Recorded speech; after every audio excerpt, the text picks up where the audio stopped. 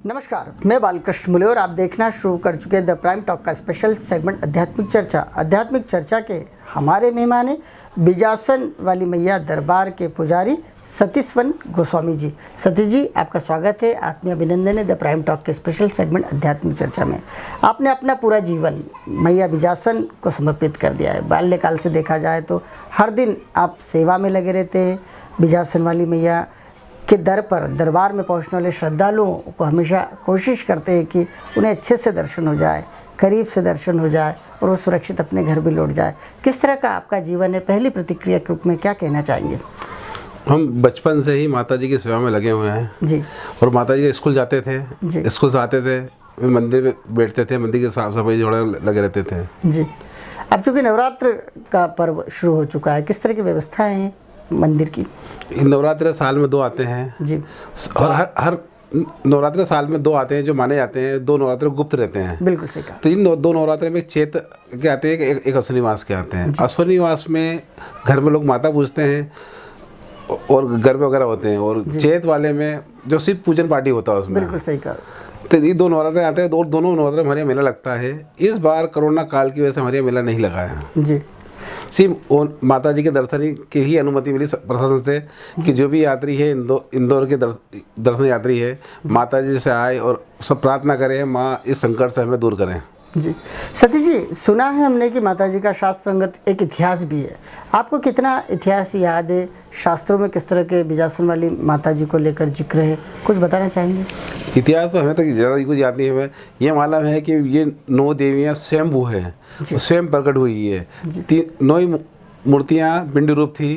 जी। पुजारियों ने श्रृंगार करके स्वरूप दिया गया इन्हें। और हमारे जो बुजुर्ग कहते हैं कि माता जी दिन में 3 रूप बदलती है। क्या बात है। और 3 रूप हमने देखे भी हैं। जी। सुबह का अलग, दोपहर का अलग, शाम का अलग। किस तरह भक्तों की मनोकामनाएं पूर्ण होती है माँ बिजासन वाली मैया के दरबार में? जैसे इंदौर की कुल देवी मानी जाती है, इंदौर में जितने भी लोग हैं सब माता जी के आगे गोद भरवाते हैं, माता जी से प्रार्थना करते हैं, माँ हमें सब संतान दे, सब दे। और माता जी यहाँ से मन्नत करते हैं। मन्नत करने क्योंकि मन्नत पूर्ण होती है तो नवरात्रि में आते हैं, माता जी को श्रृंगार चढ़ाते हैं, बच्चों को पाँव पड़ाते हैं, मुंडन कराते हैं और उनकी मन्नत उतारते हैं। जी। कई बार देखा जाता है कि बिजासन वाली मैया के दरबार में जब हम आते हैं तो जब चढ़ाई चढ़ती है, टेकरी के आसपास दोनों तरफ लोग अलग अलग पत्थरों से मकान भी तैयार करते हैं। आखिर इसके पीछे क्या तर्क है? किस तरह की किंवदंती है? किस तरह की कथा है? लोगों की आस्था है कि माँ के दरबार में मकान बनाएंगे तो हमारा मकान बनेगा। तो माता जी के छोटा सा मकान बनाते और कामना करते हैं, माँ भगवती तेरे दरबार में हमने मकान बनाया है, हमें भी एक छोटा सा आसीना देना। क्या बात है। सतीश जी, देखा गया है कि जो माता जी के दरबार के ठीक सामने जो एक तालाब है, उस तालाब को लेकर भी कहा जाता है कि एक समुद्र के समान तालाब है और पानी कभी सूखता नहीं है। माता जी के समक्ष से पानी होकर आता है और यहाँ एकत्रित हो जाता है। आखिर इस किंवदंती को लेकर किस तरह आप चर्चा करना चाहेंगे? ये माता जी के तालाब है, जहाँ भी पुराने ऐतिहासिक मंदिर हैं वहाँ तालाब जरूर होता है, क्योंकि माता जी के यहाँ सब लोग पहले शहर भी आते थे तो लोग पानी कहाँ पियेंगे, तो इसलिए माता जी के दरबारों में तालाब होते हैं। और पहले माता जी पहले पानी का साधन नहीं था, मंदिर से ही, यहाँ से तालाब से ही माता जी पूजा होती थी, झाड़ बूट पानी रहते थे, यात्री पानी पिलाया जाता था। जी। अभी देखा जाए तो किस तरह का पूजा पाठ का क्रम है बिजासन वाली माता जी के मंदिर में? हमारा परिवार पूज्य जब से पूजा कर रहा है। जी। सुबह 5 बजे मंदिर खुलता है। जी। माता जी को स्नान कराया जाता है, उसके बाद 7 बजे आरती होती है, शाम को आरती 8 बजे होती है। इसी प्रकार चलता रहा है। जी। और क्या विशेषता है बिजासन वाली माता की? बिजासन माता की विशेषता है, ये माँ रक्त बिजासनी है। क्या बात। और विजय करने वाली है।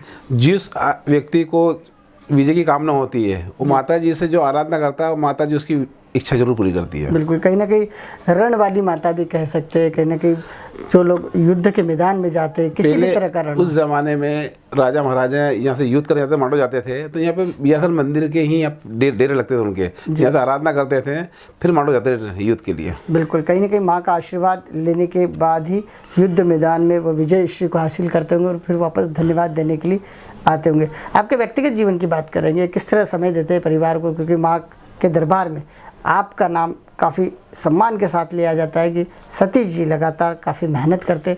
आखिर आप इतना कृतित्व देवी आराधना को देते, बाकी अपने जीवन से, स्वयं के जीवन से संतुष्ट हैं?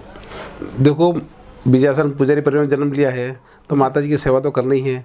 तो ये पूरा जीवन हमारा मंदिर की सेवा में बीता है और जो बचा वो यहीं बीतेगा।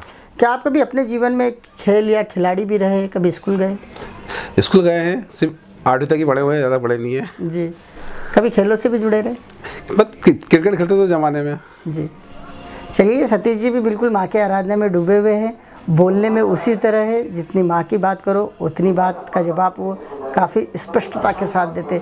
सतीश जी, आपने द प्राइम टॉक के स्पेशल सेगमेंट आध्यात्मिक चर्चा में हिस्सा लिया, आपका बहुत बहुत धन्यवाद। आप इसी तरह देवी आराधना में जुटे रहें और पूरे शहर में एक मंगल कामना हर शख्स की, हर माता भक्त की हो, इसी तरह दुआएं भी मांगते रहे। आपने हमसे चर्चा की, इसके लिए आपका बहुत बहुत धन्यवाद। नमस्कार। जय माता दी।